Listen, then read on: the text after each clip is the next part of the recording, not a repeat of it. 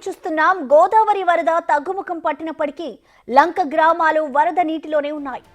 ఇళ్లలోకి వరద నీరు చేరడంతో తీవ్ర ఇబ్బందులు పడుతున్నారు. ఇంకా జల దిగ్బంధంలోనే లంక గ్రామాలు చిక్కుకున్నాయి. కొన్ని గ్రామాలకు రాకపోకలు నిలిచిపోయాయి. దీంతో మరపడవలు ఉపయోగిస్తున్నారు. వరద బాధితులను పునరావాస కేంద్రాలకు తరలించారు. ఇళ్లలోంచి బయటకు వచ్చే పరిస్థితి కూడా లేకుండా పోయింది.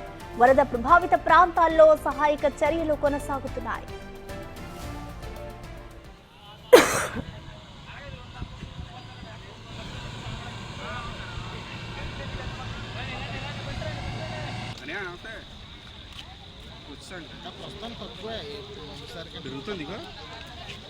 మరోవైపు కాకినాడ జిల్లాను ఏలేరు వరద అతలాకుతలం చేసింది.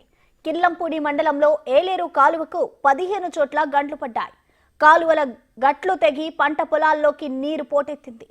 ఇళ్లలోకి బురద కొట్టుకువచ్చింది. వరద ధాటికి రోడ్లు కోతకు గురయ్యాయి.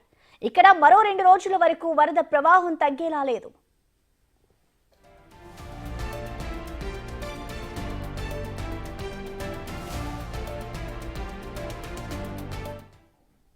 దీనిపై కంప్లీట్ డీటెయిల్స్ ని మా ప్రతినిధి శివశంకర్ లైవ్ ద్వారా అందిస్తారు. శివశంకర్, చెప్పండి, ప్రస్తుతం లంక గ్రామాల వద్ద పరిస్థితి ఏ విధంగా ఉంది? అలాగే ఇటు పునరావాస కేంద్రాల వద్ద ఉన్న వారికి అధికారులు ఎటువంటి ఏర్పాట్లు చేస్తారు? శివశంకర్.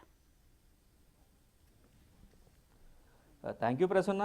అయితే లంక గ్రామ ప్రజలందరూ కూడా తీవ్ర ఇబ్బందులు పడుతున్నారని చెప్పుకోవాలి. పంట అయితే పూర్తిగా నష్టపోయిన పరిస్థితి అయితే ఇక్కడ కనిపిస్తూ ఉన్నాయి. చూసుకోవచ్చు, మన తూర్పుగోదావరి జిల్లాతో పాటు కోనసీమ జిల్లాలో ఉన్న లంక గ్రామాలన్నీ కూడా పూర్తిగా నీట మునిగాయి. ఏదైతే ధవళేశ్వరం బ్యారేజ్ వద్ద నుండి కూడా భారీగా వరద నీరు వచ్చి చేరుతుంది. చూడొచ్చు, నిన్నటి వరకు కూడా సెకండ్ వార్నింగ్ కంటిన్యూ అవుతుంది. ఈ రోజు ఉదయం నుంచి కూడా ఫస్ట్ వార్నింగ్ కంటిన్యూ అవుతుంది.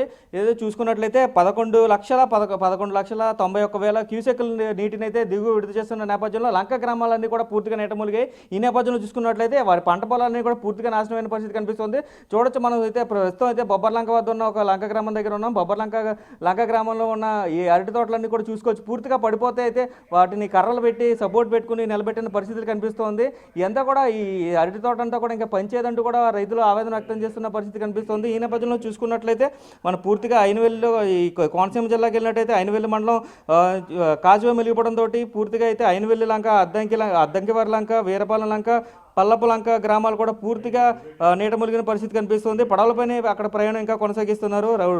ఇంకా చూసుకున్నట్లయితే మామిడి కుదురు మండలం ఐనవెల్లి కాజువేపై కూడా నీటి చేరుతుంటే అప్పనపల్లి ఏదైతే పెద్దపట్నం వద్ద గ్రామాలంకాలు కూడా పూర్తిగా ఈ లంక గ్రామాలన్నీ కూడా పూర్తిగా నీటి మునిగిన పరిస్థితి కనిపిస్తుంది. ఈ నేపథ్యం చూసుకున్నట్లయితే రైతాంగానికి కూడా పూర్తిగా నష్టం వాటిందని చెప్పుకోవాలి. చూడొచ్చు, పూర్తిగా మనం ఇప్పుడైతే అరటి తోట దగ్గర ఉన్న లంక గ్రామంలోని ఏదైతే బొబ్బర్ లంక. Thank you Shivshankar.